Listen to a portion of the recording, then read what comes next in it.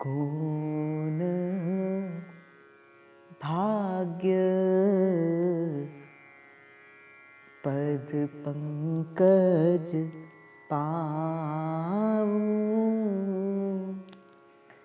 कौन भाग्य पद पंकज पाऊं। जब जीव के जीवन के भीतर श्री आचार्य की कृपा का आगमन होता है, जब महाप्रभु किसी जीव को अपनाते हैं, अपनाने का अर्थ होता है कि जब श्री जी के निज महल की टहल को देना चाहते हैं, उस समय वास्तविक जो अनुराग एक साधक के जीवन के भीतर होता है, वो किशोरी जी के गोरे चरणारविंद के लिए ही होता है। जब महाप्रभु किसी को स्वीकार करते हैं, कैसे पता लगे? श्री जी के चरणों में अत्यंत अनुराग बढ़ जाता है। ऐसा अनुराग कि पल पल मन उन श्री चरणों का दर्शन करने का, उनको स्पर्श करने का सुख लेना चाहता है। कल भी हमने श्रवण किया कि किस प्रकार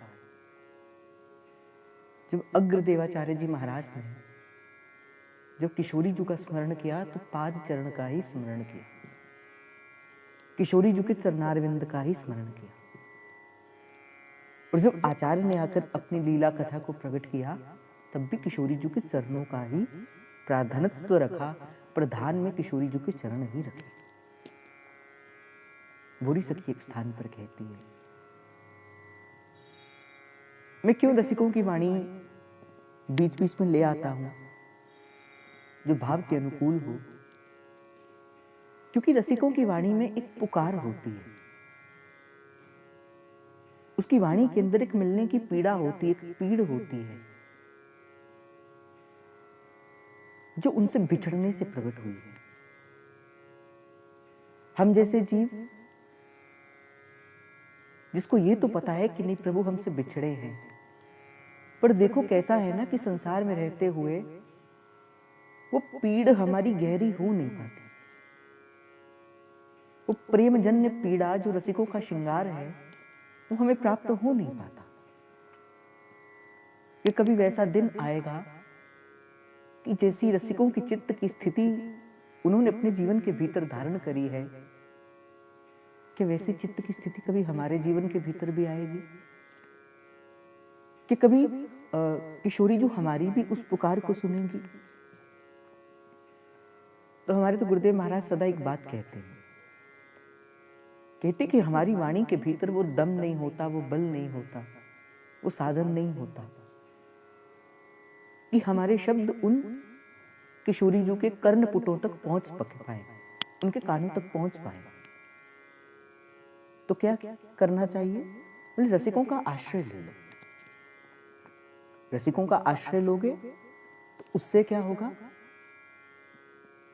जो उनके मन की जो प्रेमजन्य पीड़ा है, जो उनके जो शब्द हैं, उन शब्दों के पीछे अपने शब्दों को मिला दो। अब उससे क्या घटना घटेगी? क्योंकि जब रसिक कहता है, जब रसिक बोलता है, क्योंकि रसिकों की बोलन को श्रवण करने के लिए, संतों की उस बोलन को सुनने के लिए तो किशोरी जी आती ही हैं। तो जब उनको सुनने के लिए आएंगी, तब क्या पता कि हमारी भी बात को वो सुन ही ले, वो श्रवण कर ही ले, और उन रसिकों के संग संग में हमारा भी कार्य बन ही जावे। इसलिए मैं कभी कभी इन रसिकों के पदों को उठाकर ले आता हूं। सबसे पहली बात सत्संग का सानिध्य है, और सत्संग के भीतर जब बात हो महाप्रभु के इस सुंदर पावन चरित्र की, तो मूल रूप से जो श्रोता है वो हमारी किशोरी जी है। जब रसिकों की वाणी होगी और उस वाणी के साथ हम भी अपनी वाणी को मिला देंगे, तब तो पहुंच ही जाएगी ना। अब जैसे मान के चलो कोई यहाँ से बोल रहा हो और पीछे से कोई और भी उस वाणी के संग संग अपने शब्द को मिला रहा हो, और जो सामने सुनने वाला है वो उसके शब्दों के साथ साथ आपके शब्दों को भी तो सुन ही लेगा। बस ठीक उसी भांति इन रसिकों के शब्दों के संग संग में हम भी अपने शब्दों को मिला देंगे। बुरी सखी कहती कि हे स्वामिनी जी, देखो जब मैं पंक्ति बोलूं आपने भी क्या करना है, उस पंक्ति को एक बार आपने भी स्मरण करना है। बुरी सखी कहती, क्योंकि देखो हमारी उपासना किशोरी जी की चरण की उपासना है, श्री चरण की उपासना है। बुरी सखी कहती है, कौन भाग्य पद पंकज पा। हे स्वामिनी जी, हे लाडली जी, कब ऐसा मेरे जीवन के भीतर आएगा कि मेरे जीवन के ये जो सोए हुए भाग्य है वो सोए हुए भाग्य उदय हो जाएंगे और आपके चरण रूपी ये जो कमल के मकरंद की एक सुंदर सी जो छवि है वो मेरे भी नेत्रों का विषय बन जाएगी।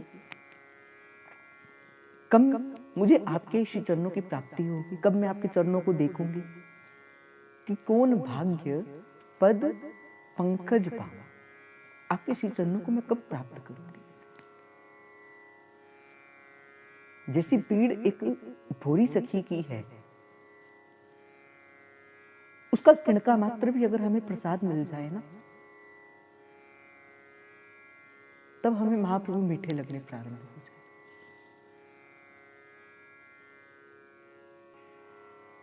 इसीलिए मैं आपसे कहता हूं कि रसिकों का संग करो, नित्य प्रति करो। रसिकों के संग से आएगा क्या आपको? आपको प्रभु के लिए रोना आएगा। अभी संसार के संग से आप संसार के लिए रोते हो, रसिकों के संग से प्रभु के लिए रोना आएगा कि कितने जन्म बीत गए आपसे बिछड़े हुए प्रभु, अभी तक आपने हमारी सुध भी नहीं ली। ऐसे किशोरी जो ना ही बने, तुम जैसे सुधी को विसार रही हो। मोसो अनेकन तारे अब वाह शम पे क्यों हार रही हो। तेरे विलोकत ऐसी दशा अब क्यों भव सिंधु में डाल रही हो। और प्रभु हे किशोरी जो आप क्यों ऐसा कर रही हो। तो भूरी सखी कहती है कि हे स्वामिनी जो कब ऐसा महाप्रभु की कृपा होगी कि श्री जी के पावन चरणारविंद को मैं प्राप्त कर पाऊंगी। इन पावन चरणारविंद की इस भक्ति को, इस प्रेम को मैं प्राप्त कर पाऊंगी, कब मुझे इन चरणों की प्राप्ति होगी। और मैं फिर आपसे कहूं, यही सोचो, इस समय मैं ही भूरी सखी हूं, इस समय मैं ही भूरी सखी हूं। और अपने आप की चित्त की जो स्थिति है, जब जब मैं शब्द कहूं, मानो एक दीवार आपके पास ऐसी खड़ी हो जानी चाहिए जो दीवार आपको संसार से पृथक कर दे। उस दीवार के मध्य में केवल आप और प्यारी जू। इन शब्दों को सुनकर ऐसा हो मानो ये शब्द एक दीवार खींच रहे हो, एक रेखा खींच रहे हो, जिस रेखा का उल्लंघन ना आप कर पाओ, संसार दिखे ही ना आपको। कहते हैं कैसे हैं किशोरी जो आपके चरण कैसे हैं। सजल जलज मृदु सुंदर शीतल। सजल जलज मृदु सुंदर शीतल अर्थात वो कृपा के जल से पूरित है। किशोरी जी के जो चरण हैं वो कृपा के जल से पूरित है, कृपा भरी है इनमें। जो कोई एक बार श्री किशोरी जी के चरणारविंद को पकड़ लेता है और बस पकड़कर अपना तन मन प्राण श्री किशोरी जी को समर्पित कर देता है, फिर किशोरी जी कारण उस जीव पर कृपा कर देती। इस बात का विचार किए बिना कि वो जीव उस कृपा का अधिकारी है, अभी तो नहीं है। क्योंकि अगर किशोरी जो कहीं विचार करने के भीतर आ गई कि केवल अधिकारी जीव को ही नवनिवृत्त निकुंज के भीतर बुलाया जाएगा, अधिकारी जीव को ही नवनिवृत्त निकुंज दिया जाएगा, तो मुझे नहीं लगता संसार में कोई भी ऐसा जीव हो जो अधिकारी हो। ये तो कृपा का द्वार है। किसकी कृपा? रसिकों की कृपा। किसकी कृपा? महाप्रभु की कृपा। कहा किशोरी जी जो आपके चरण हैं सजल जलज, बोले कृपा से, बोले ये सजल है, कृपा से भरे हुए हैं, कृपा रूपी जल से। जलज अर्थात ये कृपा रूपी जल से भरे हुए हैं। फिर कहते हैं किशोरी जी आपके चरण कैसे हैं? मृदु सुंदर शीतल, मृदु सुंदर शीतल, मधुरता से भरे हैं, सुंदर है, गोरे चरणारविंद। मैं तो आपसे ये कहूंगा नेत्र बंद करके उन गोरे चरणों का ध्यान करो। क्या छवि आती है आपकी चरणों की? क्या आपके नेत्रों का विषय बनता है? करो एक बार नेत्र बंद करके। आहा, क्या सुंदर चरणारविंद हैं श्री किशोरी जी की। कभी देखो तो सही उस सुंदर छवि को। क्या सुंदर पाजेब श्री किशोरी जी ने धारण करके रखी है। तो क्या सुंदर उनके श्री चरण हैं, वो परम सुंदर सुभग शीतल। इन सुंदर गोरे चरणारविंद का ध्यान करो। उर्धर ताप बुझावो। हे स्वामिनी जी, आपके जो चरण है वो अतिशय कोमल है।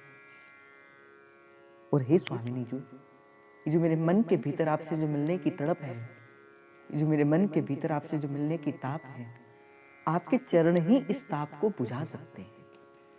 इसलिए हे किशोरी जी आप मुझ पर कृपा करिए। हे किशोरी जी आप मुझ पर कृपा करिए कि मुझे अपने चरणों की ये अविचल भक्ति दीजिए और महल की टहल दीजिए। मृदु सहराए लाए ही राखो। तो हे किशोरी जी, जब आपके पावन चरणारविंद मुझे प्राप्त होंगे, जब आपके ये गोरे चरणारविंद मुझे प्राप्त हो जाएंगे, तो मैं क्या करूंगी? श्री किशोरी जी ने पूछा, बता भोरी तू क्या करेगी? तो भोरी सखी कहती है, मृदु सहराए लाए ही राखो। इन गोरे चरणारविंद को सबसे पहले मैं अपने हाथों से सहलाऊंगी। देखो किस भाव देश में जाकर भोरी सखी श्री किशोरी जी से अपने मन की सारी बात को कह रही। क्या आप नहीं चाहते कि कभी आपके जीवन के भीतर भी ये दिन आए कि जब आपके सन्मुख श्री किशोरी जी बैठी हो और आप अपने मन की बात ऐसे किशोरी जी से करो? क्या नहीं चाहते? क्या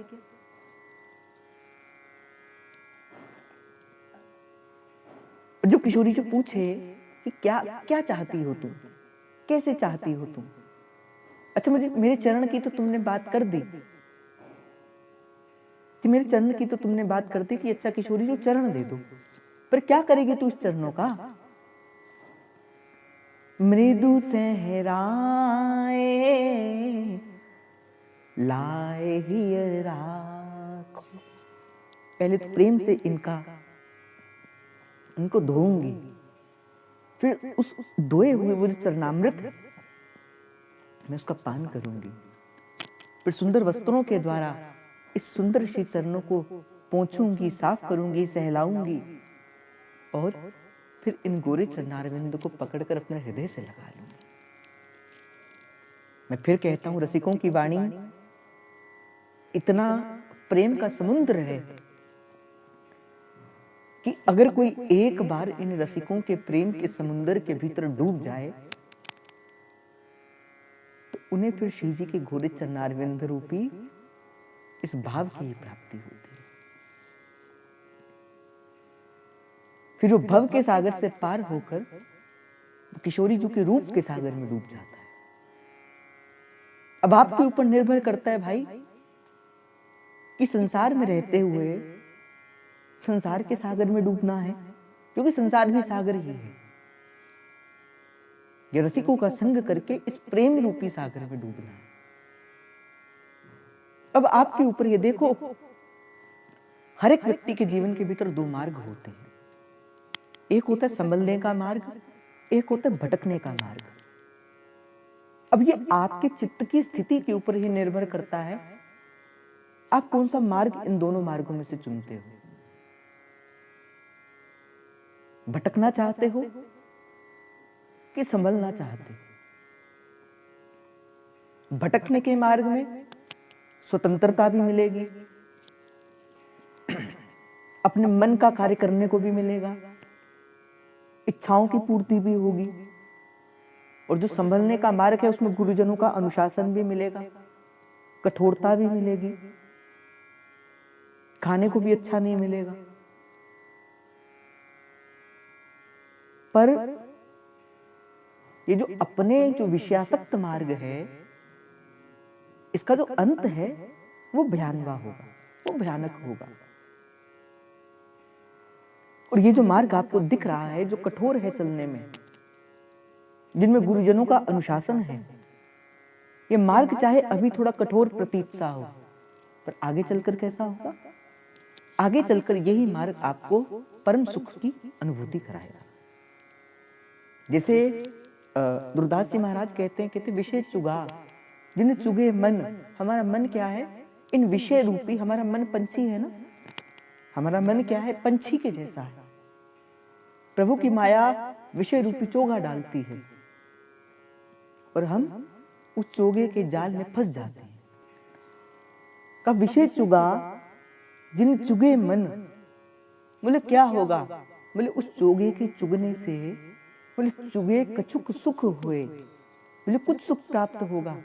पर पंछी ये नहीं जानता, उसे वो दाना दिख रहा है जो खाने में उसे आनंद प्राप्त हो रहा है, पर उस दाने के भीतर और ऊपर वो जो जाल बिछा है, वो जो जाल एक बहेलिया लेकर आया हुआ है, उसे वो जाल नहीं दिखता, अदृश्य सा दिखता है उसको वो जाल। और जैसे ही जीव उस विषय रूपी चोगे को चुगने के लिए जाता है, वो जो बहेलिया है वो उसको खींच देता है और हम फंस जाते हैं। यही होता है। विषय का चिंतन करना, विषय का सेवन करना, ये विषय की तृप्ति नहीं होती, इससे विषय का लोभ और बढ़ता है। याद रखना एक बात, विषय का चिंतन करना और विषय का भोग भोगना, इससे विषय की तृप्ति नहीं होती, इससे विषय और बढ़ता है। विषय को छोड़ देना, उसे विषय की तृप्ति हो सकती है।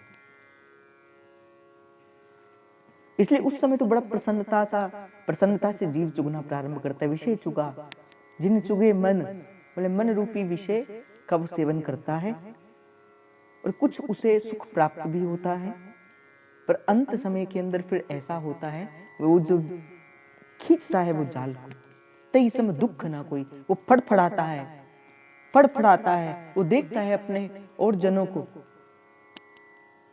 को जो आगे पीछे होते हैं उनको भी देखता है, पर वो कुछ कर नहीं पाता। और करे भी क्या? अब तो वो फंस गया।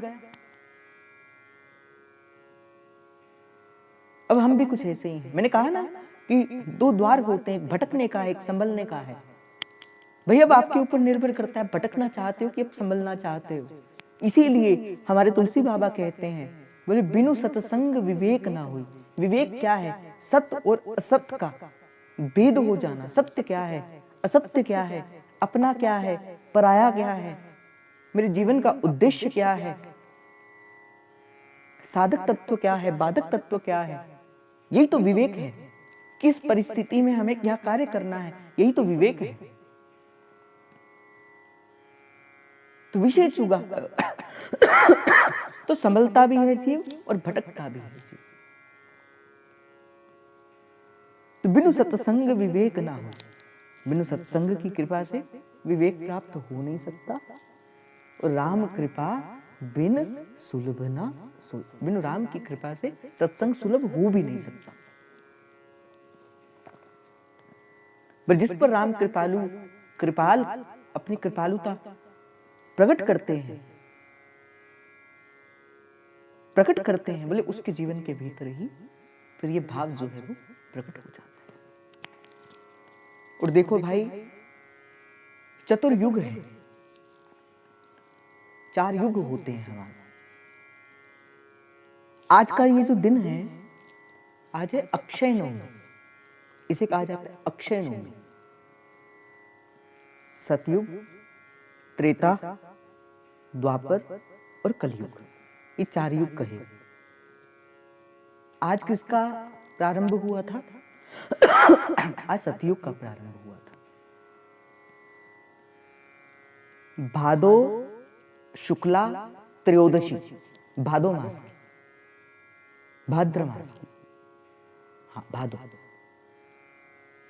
भादो शुक्ला त्रयोदशी, ये कलयुग का प्रारंभ हुआ था। भादो शुक्ला त्रयोदशी में कलयुग का प्रारंभ हुआ था। अक्षय तृतीया जिस दिन होती है उस दिन त्रेता युग का आरंभ हुआ था। कब हुआ था त्रेता युग का आरंभ? जिस दिन अक्षय तृतीया होती है, तृतीया पे त्रेता युग का आरंभ हुआ था। अब रह गया द्वापर। द्वापर का पता है किसी को? द्वापर कब प्रारंभ हुआ था? बताओ किसी को भाई, द्वापर कब प्रारंभ हुआ था? द्वापर प्रारंभ हुआ था मौनी अमावस्या को। जब मौनी अमावस्या होती है उस दिन शिव जो है वो द्वापर युग का आरंभ हुआ था। तो आज के दिन से सतयुग का आरंभ भी हुआ था।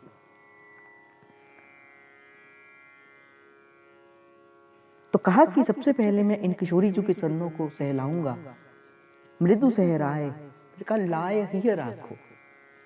फिर क्या करूंगा? अपने हृदय के भीतर इन श्री चरणों को रख लूंगा, हृदय में संभाल लूंगा। फिर हुलरावो दुलरावो, अर्थात मैं प्रेम से इन चरणों को दुलराऊंगा, प्रेम करूंगा, और अपना तन मन सदा इस अपने हृदय रूपी मंदिर के अंदर सदा सदा के लिए श्री किशोरी जी के इन गोरे चरणारविंद को स्थापित कर दूंगा। फिर कहती भूरी सखी, दृग चकोर नख चंद महाछवि। आहा, कहते दृग चकोर नखचंद महाछवि। दृग कहते हैं नेत्र, चकोर होता है वो पक्षी जो एक वर्त श्री चंद्रमा का दर्शन करता है कि हे स्वामिनी जी मेरा मन कैसा हो जाए, मेरे नेत्र कैसे हो जाए। दृग चकोर नखचंद महाछवि। नखचंद अर्थात जो किशोरी जी के गोरे चरणारविंद है। कहते हैं, एक संत कहा करते थे, कहते हैं जो सूर्य चंद्रमा का जो ये प्रकाश है ना, ये जो किशोरी जी के नखचंद्र है ना, जो किशोरी जी के चरण का ये जो अंगुष्ठ का ये जो नखचंद्र है, नखचंद्र होता है ये जो नाखून का अग्रभाग, बोले इसके तेज से ही सब श्वासित हैं, इसके तेज से ही सब तेजोमयी है। सूर्य और चंद्रमा को भी वो जो तेज देने वाली है वो किशोरी जी के नखचंद्र की वो पावन छटा है, वो तेजोमय स्वरूप है जो इनको भी तेज से भर देते हैं। किसके चरण? श्री किशोरी जी के चरण। मेरे नेत्र रूपी चकोर, दृग चकोर नखचंद्र महाछवि। हे स्वामिनी जी, मेरे नेत्र इस सुंदर महाछवि के दर्शन करने को सदा ललाहित रहते हैं। कि कभी ऐसा दिन आओ आप मुझे स्वीकार कर लो और मैं अन्न व्रत अर्थात किस भांति से, एक चकोर की भांति जैसे वो चंद्रमा का दर्शन करता है, उस भांति से मैं आप इन पावन गोरे चरणारविंद का दर्शन करते रहूं। दृग चकोर नखचंद महाछवि, आपके जो चरणारविंद का जो नखचंद है उसकी जो महाछवि है, मैं उसके दर्शन करते रहूं। और हे स्वामिनी जी, माधुरी पान करावो, आप कृपा कर दो और उसकी महामाधुरी आप मुझे पान करा दो। और हे स्वामिनी जी, इतना कहते कहते मन सजल हो गया श्री भोरी सखी का। अपनी बात को कहते कहते भोरी सखी का मन भर आया। फिर कहते हैं, हे स्वामिनी जी, दृग भर भर अवलोकत निस, कब ऐसा दिन आएगा मैं नेत्र भर भर के, अपने नेत्रों से भर भर के इन अश्रुओं से आपके गोरे चरणों को मैं धोऊंगी, उनका प्रक्षालन करूंगी। दृग भर भर अवलोकत निसति, और नित्य प्रति इन गोरे चरणारविंद का मैं दर्शन करूंगी। और इनका दर्शन करते करते करते करते मैं अपनी देह गेह बिसराव, अपनी देह और गेह की स्मृति भी समाप्त कर दूंगी। कब स्वामिनी जी, कब ऐसा दिन आएगा? फिर कहते स्वामिनी जी, छोड़ो छोड़ो बहु उरी न कबहू बोरी।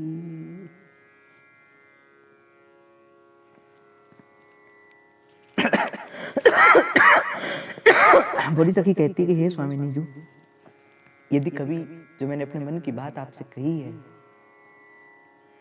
छोड़ो बहुरी न कबहू भोरी, अगर कभी ऐसा सौभाग्य मुझे प्राप्त हो गया कि आपके इन गोरे चरणारविंद की ये पावन भक्ति मुझे प्राप्त हो गई, तो फिर मैं इसको कसकर पकड़ लूंगी। क्या कर लूंगी? कसकर पकड़ लूंगी और दृढ़ता पूर्वक, दृढ़ गई ही बसाओ, और अपने हृदय के भीतर दृढ़ता पूर्वक इन गोरे चरणारविंद को बसा सके। मैंने क्यों किशोरी जी के चरणों की प्रार्थना आपसे करवाई है, इसके पीछे भी एक कारण है। यद्यपि ये विषय नहीं था, हमारा विषय नहीं था ये। आज ललिता सखी का भाव है, अभी होगा वो भाव। यद्यपि ये विषय नहीं था, पर इस कारण से कि जब तक किशोरी जी के चरण नहीं आएंगे ना, तब तक मैं कुछ भी कहता रहूंगा, आप उस रस में कभी डूब ही नहीं पाओगे, चाहकर भी नहीं डूब पाओगे। तो हमें भी रसिकों के पीछे पीछे चलना है। कथा महाप्रभु की करनी है, पर पहले प्रणाम किशोरी जी के चरणों को करना है। जैसे अग्रदेवाचार्य जी महाराज ने किया, जैसे नाभादास जी महाराज ने किया, वैसे ही हमें भी चलना है। कहनी बात महाप्रभु की है, पर पकड़ने किशोरी जी के चरण है। इससे क्या होगा? महाप्रभु जल्दी पकड़ में आ जाएंगे, जल्दी हमारे हो जाएंगे। क्यों? क्योंकि अब हमारे साथ हमारी, जैसे कहते हैं ना, जैसे कोई किसी की बड़ी तरफदारी करे, बोले तू बड़ी तरफदारी कर रहा है उसकी, कहते हैं ना कि कोई किसी को कुछ कह रहा है और कोई कहे कि हाँ हाँ हाँ हाँ कर ले कर ले, फिर हम क्या कहते हैं, बोले तू बड़ी तरफदारी कर रहा है।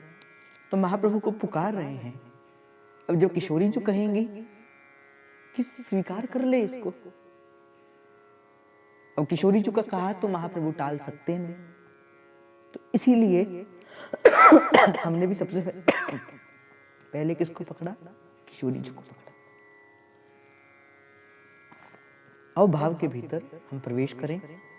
जो अवतार का, जो महाप्रभु के जो प्राकट्य का जो मूल हेतु है वो क्या था? यद्यपि अनेक हेतु प्रभु ने होते हैं, ठाकुर जी के भक्तों के प्रकट होने के कई हेतु होते हैं। आपने रामायण में, श्रीमद् भागवत में भी पढ़ा होगा। पर मुझे ऐसा लगता है कि संत के प्राकट्य का हेतु केवल एक ही होता है, हम जैसे भूले भटके जीवों पर कृपा करने के लिए। संत केवल कृपा करने के लिए ही संसार में आता है। तो आचार्य के प्राकट्य का जो मूल हेतु था, मूल प्रयोजन है, सबसे पहले उसके मूल में कृपा है। अब मैं जब आपसे एक बात कहता हूं, सबसे पहले कृपा किसकी चाहिए? इस मार्ग पर सबसे पहले कृपा किसकी चाहिए? सखियों की चाहिए, सहचरियों की चाहिए। हमारे दुर्दास जी महाराज ने तो गाया, बोले प्रथम सखियन की कृपा मनाऊं। गुरु भी कौन है? गुरु भी कौन है? जैसे किसी ने भी लिखा ना, गुरु, गुरु भी तो सखी ही है। गुरु का जो वास्तविक स्वरूप है वो भी तो सखी सहचरी स्वरूप में है। तो कहा प्रथम सखियन की कृपा मनाऊं, बोले तब यार रस को कनिका पाऊं, बोले तब ही इस रस की किनका हमें प्राप्त हो सकता है। बिन सखियों की कृपा से कोई कहे कि, बिन रसिकों की कृपा से कहे कि हमें रसिकों की कृपा की कोई आवश्यकता नहीं है, हम तो एकांत रूप से भजन करके फिर महाप्रभु के रस को प्राप्त करेंगे। हाँ, बाकी किसी भी उपासना के भीतर ऐसा किया जा सकता होगा, मुझे उस बात का पता नहीं है। पर आचार्य पद्धत ये जो मार्ग है, इस आचार्य पद्धत मार्ग के भीतर आपको सबसे पहले इन सखियों की कृपा को ही प्राकट्य होना पड़ेगा। तो महाप्रभु के प्राकट्य के मूल में जो कृपा थी वो ललिता सखी की थी। ललिता सखी ने ये जो कृपा करी, ये किसके लिए करी? हम जैसे भूले भटके जीवों के लिए करी। एक समय की बात है, नवनिवृत्त कुंज के भीतर रात्रि का समय था और प्रिया प्रियतम को सुख प्रदान करने के लिए, श्री राधा वल्लभ लाल जी को सुख प्रदान करने के लिए सहचरियों ने, श्री वृंदावन धाम में बड़े सुंदर रास मंडल की रचना करी थी। और सहचरियों का मूल क्या है? सहचरियों का भाव क्या है? केवल और केवल श्री किशोरी चूके सुख की इच्छा। सुंदर सुंदर पुष्प, सुंदर सुंदर इत्र, श्री यमुना जी इतनी सुंदर धारा प्रवाह कर रही हैं, वृंदावन की रज रेणु कणिका इतने सुंदर सुगंध से श्वासित हो रही हैं, वृंदावन की एक एक लता अपने वैभव को प्रकट करती हुई श्री युगल की सेवा के भीतर श्वासित हैं, पल्लवित हैं। और उसी समय ही चंद्र माँ जो है वो नव मंडल के भीतर विराजमान होकर वो ठाकुर जी के उस सुंदर स्वरूप की शोभा को और किशोरी जी के उस सुंदर स्वरूप की शोभा को बढ़ा रहा है। असंख्य सखियों का यूथ है, रास मंडल की रचना करी है।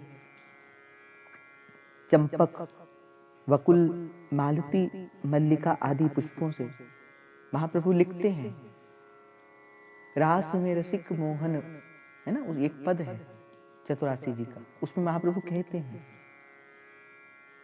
अनेक पुष्पों से श्वासित हैं इस समय श्री वृंदावन, नवनिवृत्त कुंज वृंदावन कि चंपक, वकुल, मालती, मुकुलित, मल्लिका आदि पुष्पों से सौरभ से त्रिविध बयार, कैसी शीतल, मंद और सुगंध त्रिविध बयार बहती जा रही है। युगल प्रेम के आनंद में डूबे हुए हैं, मानो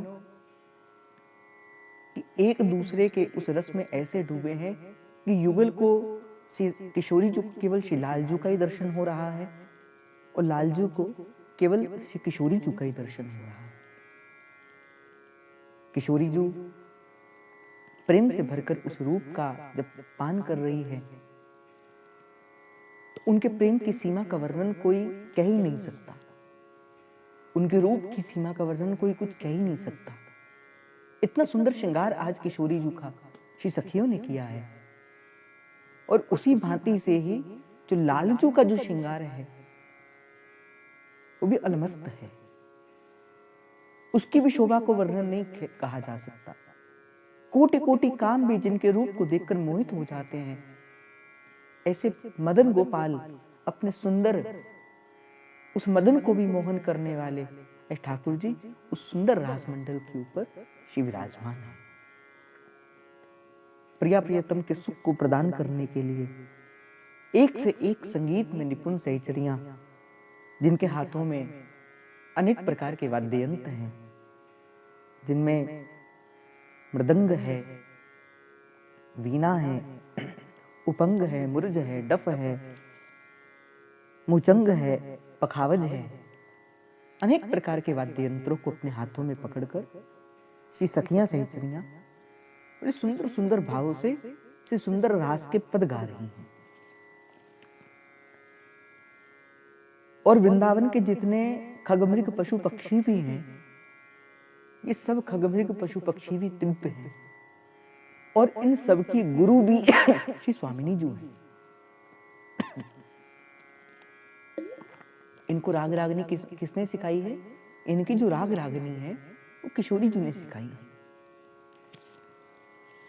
तो सुंदर सुंदर सखियां, सुंदर सुंदर सहचरियां, सुंदर सुंदर खगमृग पशु एक राग में, कैसे एक राग में प्रिया प्रियतम को सुख प्रदान करने के लिए वो सुंदर गान कर रहे हैं। सुंदर ध्वनि से, सुंदर भाव से संपूर्ण नवमंडल, संपूर्ण नवनिवृत्त निकुंज गुंजार हो रहा है। रसिक कहते हैं, मंडल मध्य रंग भरे श्यामा श्याम राजे, सुदर रर रर रर रर मुरली गोर भाजे। अर्थात कि मंडल के मध्य में रंग भरे प्रिया प्रियतम, रंग भरे प्रिया प्रियतम अर्थात अनुराग से भरे, प्रेम के रंग से भरे हुए श्री युगल सरकार श्यामा श्याम राजे, अर्थात उस नवमंडल के भीतर विराजमान है। सुधर रर रर रर रर रर रर, और ठाकुर जी क्या कर रहे हैं? मुरली गोर गाछे। ये बड़ा सुंदर पद है श्री कृष्णचंद्र महाप्रभु जी का। महाप्रभु जी के पुत्र हुए हैं श्री कृष्णचंद्र महाप्रभु जी। उन्होंने उस समय की पावन वेला को प्रकट करते हुए इस पद की रचना करी।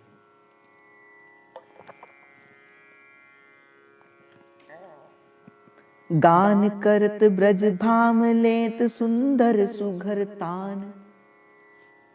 बड़े सुंदर सुंदर तान के साथ समस्त सहचरियां ब्रजधाम के अंदर सुंदर गान कर रही हैं और गान करते करते अनेक प्रकार के वो जो वाद्य यंत्र हैं उन्हें बजा रही हैं, ताकि युगल को उस सुंदर वाद्य यंत्रों का सुख जो है वो प्रदान हो सके। अंग अंग अभिराम मनमत छवि लाजे।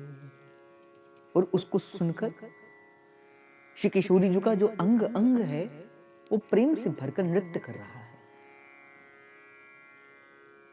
और सहचरियां जब इस भाव को देखती हैं कि किशोरी जी को हम सुख प्रदान कर रहे हैं,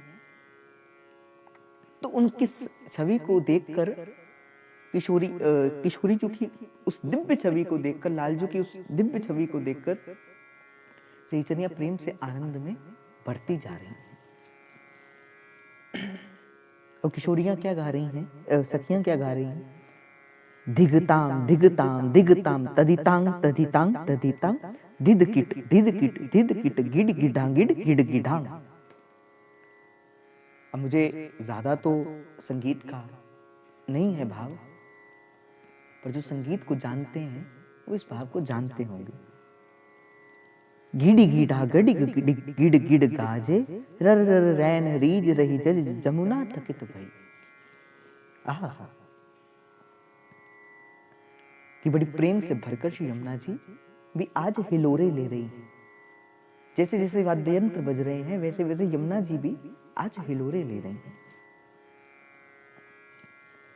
चच चच चंद गग ग पप प पश्चिम रथन साजे, जैसे कृष्णदास हित विलास, शोभित रस रूप रास, वृंदा विपने विलास, रंग रहो आज। अर्थात श्रीधाम वृंदावन के भीतर ये प्रेम का सुंदर रंग जो है वो प्राप्त हो रहा है। प्रेम से भरकर श्री किशोरी जी उस सुंदर आनंद को प्राप्त कर रहे हैं। उसी समय श्री ललिता सखी के मन के भीतर आया कि हे किशोरी जी, हे स्वामिनी जी, अगर आप आज्ञा प्रदान करें तो मैं अपने मन की कोई बात है मैं आपसे कहना चाहती। किशोरी जी ने कहा कि हे ललिते देख, तू तो मेरी प्राण प्यारी सखी है, तू तो मेरी प्राण प्यारी सहचरी है और मेरे ऊपर तेरा पूर्ण रूप से अधिकार भी है। तुझे अगर मुझसे कुछ कहना है तो मेरी आज्ञा की आवश्यकता नहीं है। तुम निसंकोच होकर कहो कि तुम मुझसे क्या कहना चाहती हो। अनेक सहचरियों का युद्ध सन्मुख खड़ा है। ललिता, विशाखा, चंपक, चित्रा, तुंग, विद्या, रंग देवी, इंदुलेखा, सुदेवी, अष्ट सखियां प्रधान रूप से वहां विराजमान है। सुंदर रासमंडल के अंदर श्री प्रिया प्रियतम सरकार विराजमान है। पर किशोरी जी ने, ललिता सखी ने प्रार्थना करी, हे स्वामिनी जी, मेरे मन की इच्छा है, मेरे मन की अभिलाषा है, क्या मैं आपके मन से पूर्ण कर सकती हूँ, आपके मन को बता सकती हूँ? किशोरी जी ने कहा, निसंकोच होकर कहो, तुम क्या कहना चाहते हो? किशोरी जी, आपके इस नवनिवृत्त निकुंज की ये जो पावन लीला है, ये पावन सुख है, जो ये भाव हमें नित्य प्रति, ये सुख जो हमें नित्य प्रति प्राप्त होता है, जो आगम निगम की कौन चलावे, महाविष्णु के मन नहीं भावे, एक ऐसा रस जो सहचरियों की परम निधि है, एक ऐसा रस जो सहचरियों का परम धन है, कि कलयुग का जीव क्या कभी इस रस का रस स्वादन कर पाएगा क्या? क्या कलयुग का जीव क्या कभी आपके इस वास्तविक स्वरूप को जान पाएगा क्या? क्या कलयुग का जीव आपके इस नवनिवृत्त निकुंज के जो गूढ़ रहस्य है, क्या उसको जान पाएगा क्या? क्या कलयुग का जीव श्री श्याम सुंदर का आपके प्रति कैसा प्रेम है, क्या कभी उसको जान पाएगा क्या? अनेक प्रश्न श्री ललिता सखी ने आज किशोरी जी से कर दिए कि जिस रस का स्वादन हम सहचरियां नित्य प्रति इस नवनिवृत्त निकुंज की पावन धरा भूमि के भीतर लेती हैं, जो आपके प्रेम का सुख है, जो आपके नित्य केली का सुख है, क्या कलयुग का जीव इसका अधिकारी नहीं है क्या? क्या कलयुग के जीव को कभी आप ये अपना सुंदर रस प्रदान करोगे नहीं क्या? अभी इतना कहना ही था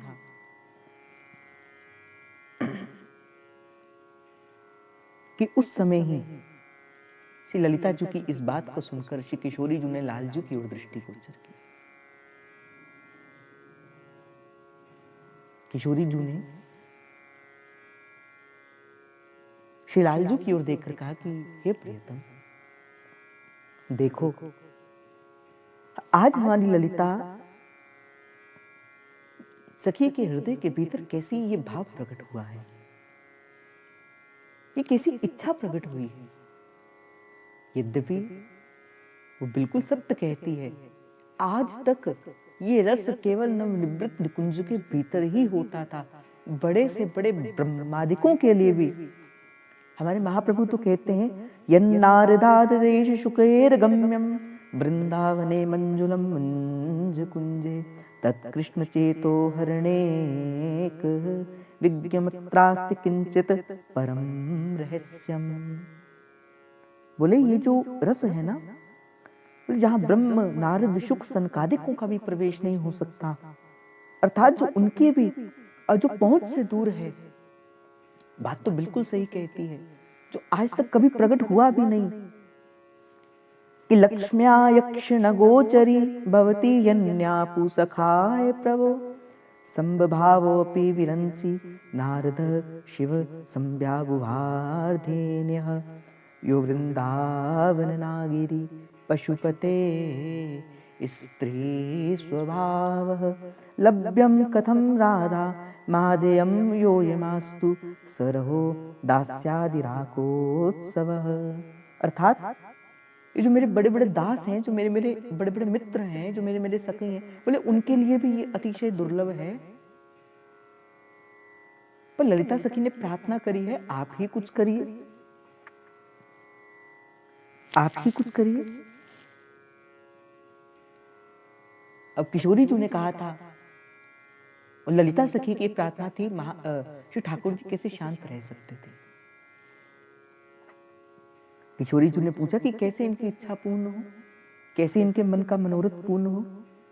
उसी समय ही लालजू ने जो सुंदर श्रृंगार किया था और जो सुंदर एक चुनरी को, कमरबंद जिसे कहते हैं, उस कमरबंद को जब सहचरियों ने धारण करवाया था, उस कमरबंद के भीतर श्री लालजू ने बड़ी एक सुंदर मुरली को धारण करके रखा था। लालजू ने विचार किया कि इस संपूर्ण नवनिवृत्त कुंज की जो मूल निधि है वो तो मेरी ये वंशी है। इस वंशी से ही रस का प्रारंभ होता है। वंशी तद प्रेम रूपिका, वंशी ही प्रेम का रूप है, और मेरे प्रियतम के मध्य में ये वंशी ही तो है।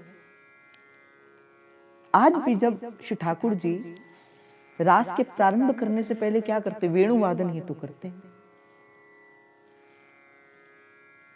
तो लालजू ने उसी वंशी को अपने कमरबंद से निकाला और किशोरी जी के हाथ में देकर कहा कि देखो किशोरी जी, यही वंशी जो है इस रास रस का मूल है। सारा संसार मुझे रसो वैसा कहता है कि मैं सबको रस प्रदान करने वाला हूं, पर जो मुझे भी जो रस प्रदान करती है वो तो मेरी ये प्यारी वंशी है। क्यों? क्योंकि ये वंशी का दृढ़ व्रत है कि ये मुझे राधा नाम सुनाती है। इस कारण से मैं इन्हें अपने अधरों के ऊपर लगा के रखता हूं। और दूसरा गुण है, वंशी भीतर से खाली है, अर्थात इस वंशी को मैं अपने प्राण दिए हैं, ये मेरे प्राण के द्वारा पल्लवित होती है, और मैं सदा इस वंशी की सेवा अपने कर कमलों से करता हूं।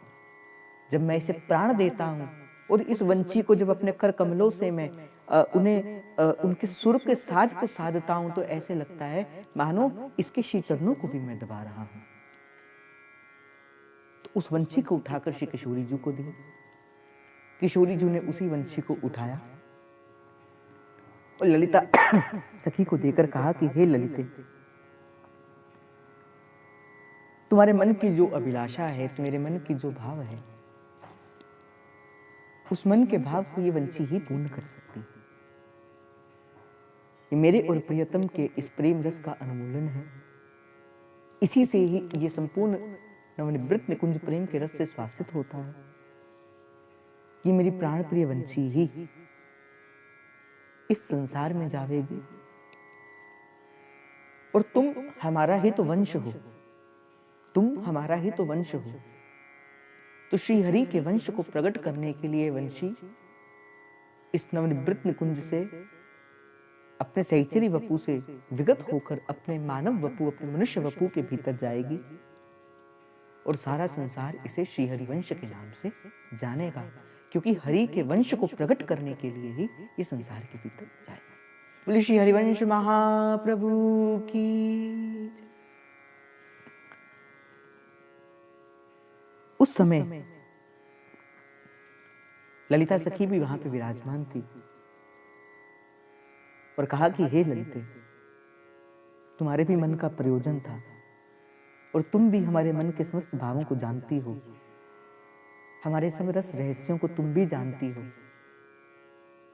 कौन है जो हमारे इस रस रहस्य को जान सकता है? केवल कुछ ही तो जन है जो इस रस के मूल को जानते हैं। तो तुम ऐसा करो, तुम भी आचार्य स्वरूप में इस धराधाम के भीतर जाओ और सुंदर मेरे स्वरूप को प्रकट करना, और मेरे इस नवनिवृत्त निकुंज के इन गूढ़ रहस्यों को तुम भी संसार के भीतर प्रकट करना। तुम हमारे दास के स्वरूप में जाना, इसलिए ये सारा संसार तुम्हें श्री हरिदास के नाम से जानता। बोले श्री हरिदास जी महाराज की जय। उसी समय संग में विशाखा सखी भी खड़ी थी। श्री किशोरी जी ने बड़ी दृष्टि से श्री विशाखा सखी की ओर देखा। विशाखा सखी को देखकर कहते हैं कि हे विशाखे, इन ललिता सखी, ये मेरी प्यारी हित सजनी की संग सहाय बनने के लिए तुम भी इस धराधाम के भीतर जाना, मेरे युगल स्वरूप को प्रकट करना, अपने इस रस साधन को प्रकट करना, इस नवनिवृत्त कुंज के गूढ़ रहस्यों को प्रकट करना। तो सारा संसार तुम्हें श्री हरिराम व्यास जी के नाम से जानेगा। बोलिए श्री हरिराम व्यास जी महाराज की।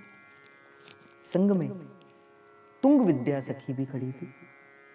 तुंग विद्या सखी से कहा कि तुम भी इनके संग सहाय बनकर जाना, और तुंग विद्या सखी से कहा कि तुम जब इस संसार के भीतर जाके अपनी बुद्धि की चपलता के साथ, अपनी बुद्धि के भाव के साथ इस समग्र संसार में इस वृंदावन के गूढ़ रहस्यों को प्रकट करना, और सारा संसार तुम्हें श्री प्रबोधानंद के नाम से जानेगा।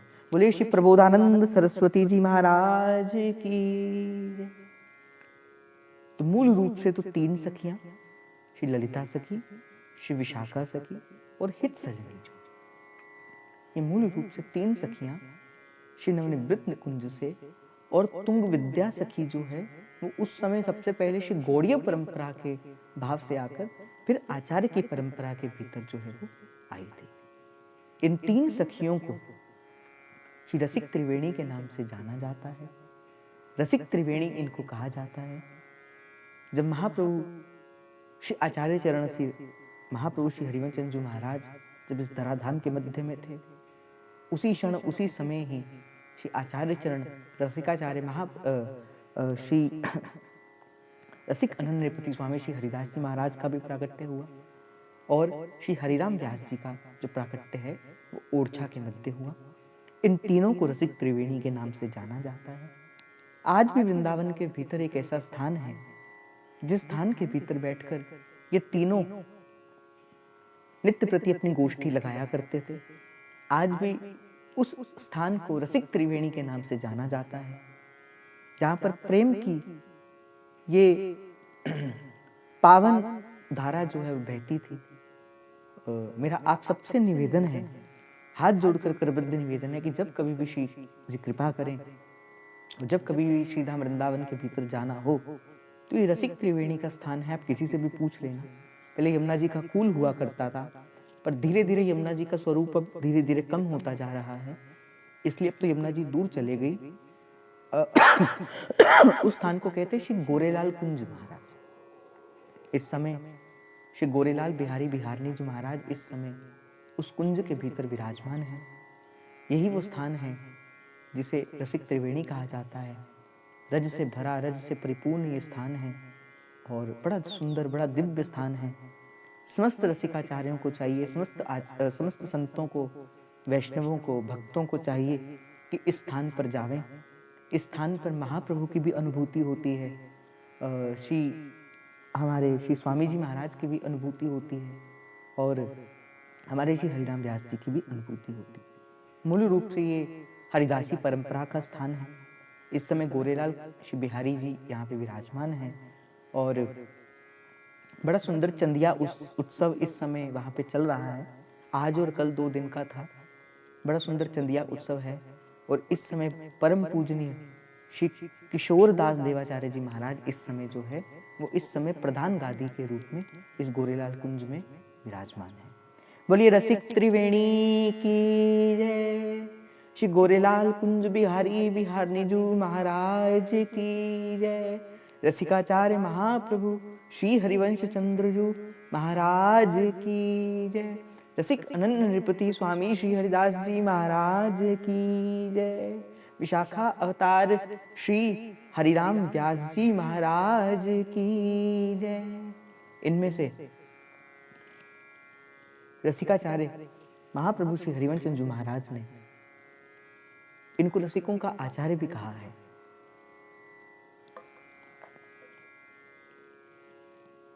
श्री ठाकुर जी की कृपा से, किशोरी जी की कृपा से इस रस को प्रकट करने के लिए जो स्वरूप प्रकट किया गया, वो स्वरूप श्री राधा वल्लभ लाल जी के स्वरूप में विराजमान है, जो इस समय श्रीधाम वृंदावन के भीतर विराजमान है। सुंदर स्वरूप आप सभी ने उसके दर्शन भी किए होंगे।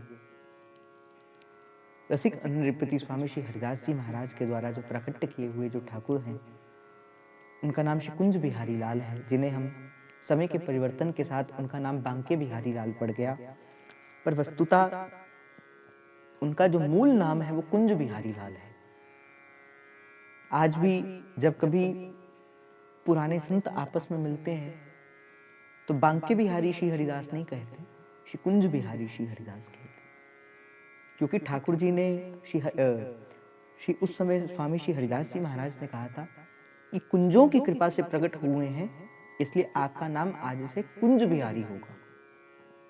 धीरे धीरे रसिकों का भाव था कि त्रिभंगी ललित सुंदर वो छवि थी, उसको देख के रसिकों ने बांका बांका कहने प्रारंभ कर दिया, और आज के समय के अंदर ठाकुर जी को श्री बांके बिहारी जी के नाम से जानना प्रारंभ कर दिया गया, पर मूल रूप से जो नाम था वो कुंज बिहारी लाल है।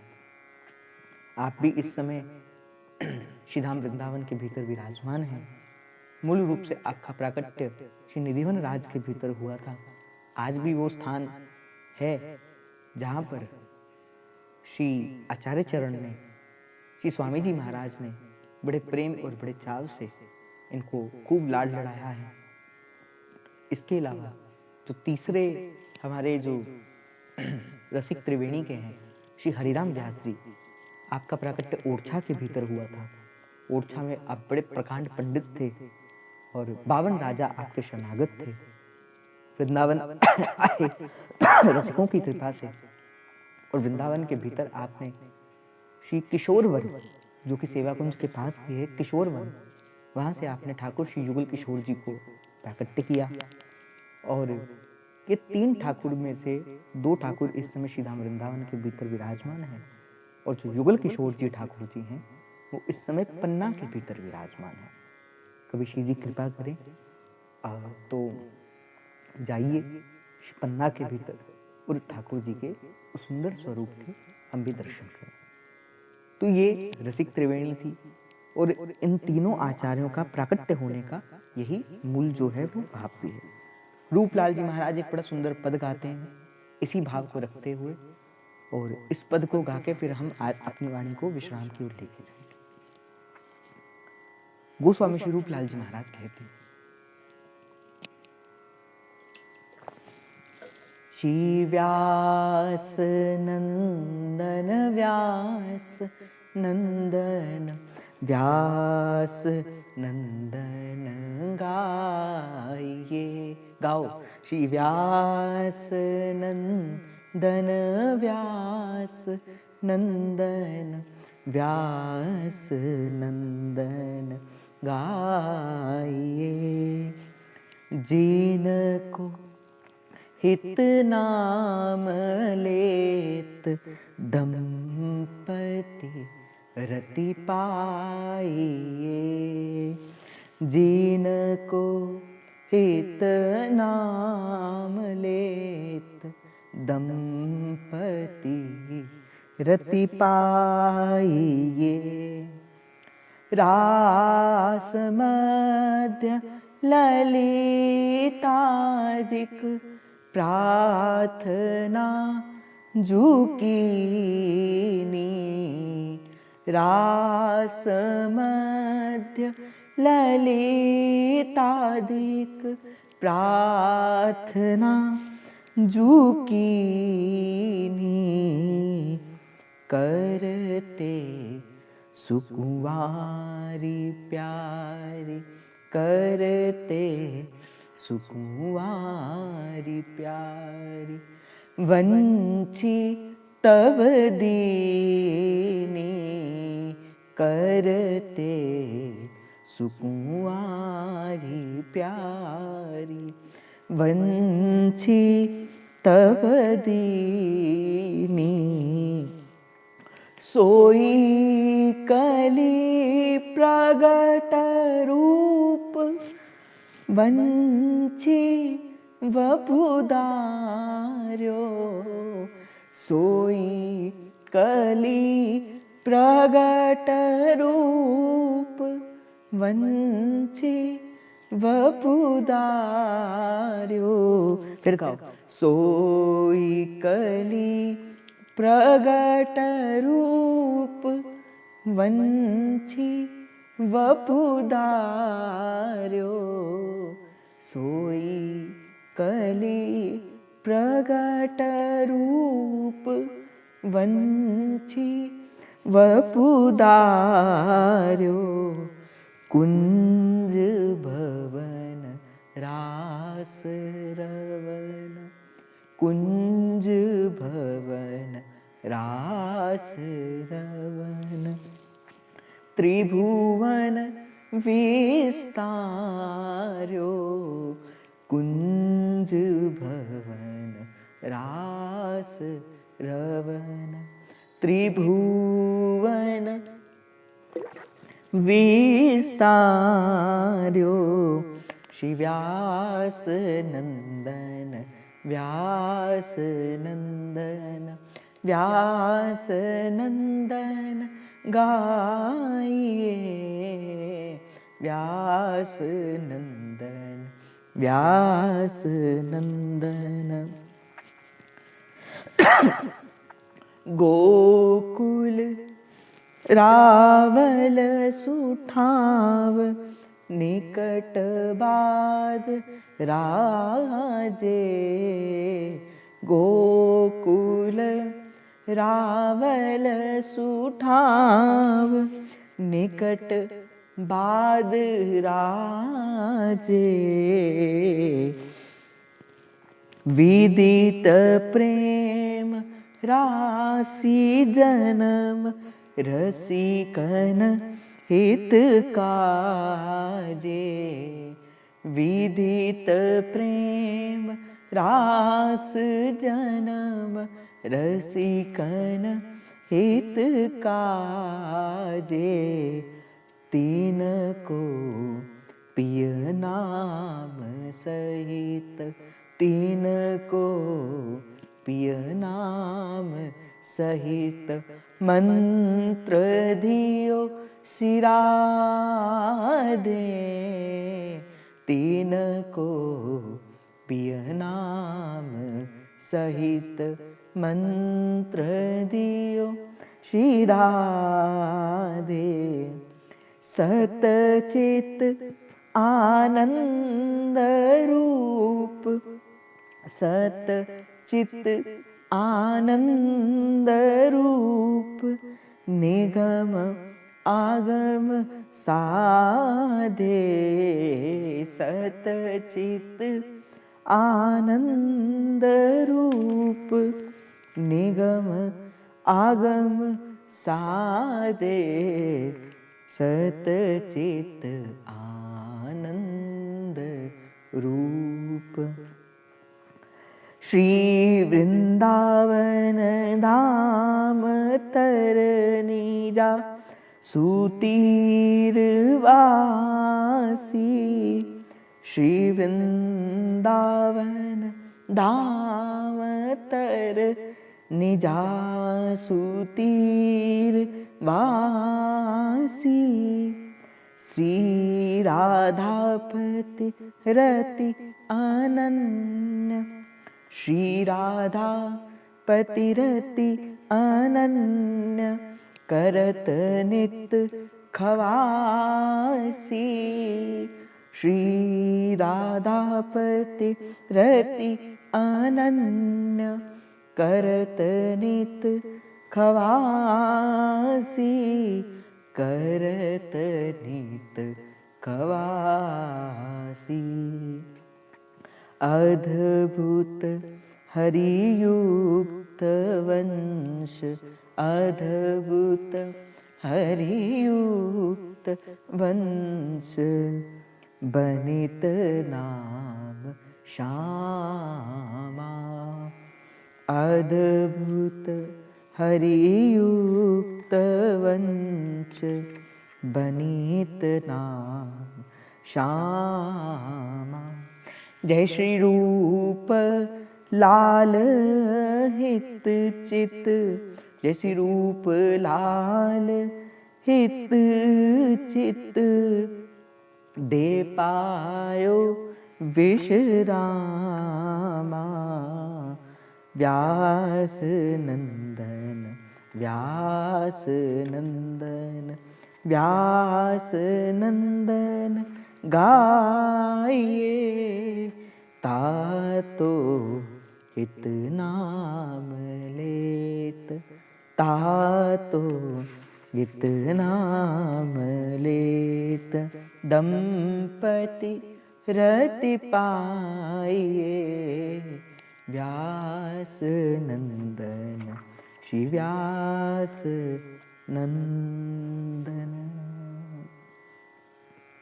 इतना कहते हुए आज पावन श्री ललिता सखी का भाव रहा कि ललिता सखी ने किस प्रकार से इस किशोरी जी से प्रार्थना करके उस गूढ़तम रहस्य को इस संसार के मध्य में हम जैसे जीवों पर प्रकट कर दिया, और किस प्रकार से हम जैसे बूले भटके जीवों को भी ये रस स्वादन करने का ये सुंदर भाव प्रकट हुआ। इतना कहते हुए आज मैं अपनी वाणी को विराम देते हुए आप सभी के हृदय से विराजमान हित प्रभु को, प्रेम प्रभु को नमन। जय जय श्री हरिवंश, जय जय श्री हरिवंश, जय जय श्री हरिवंश। प्रणाम।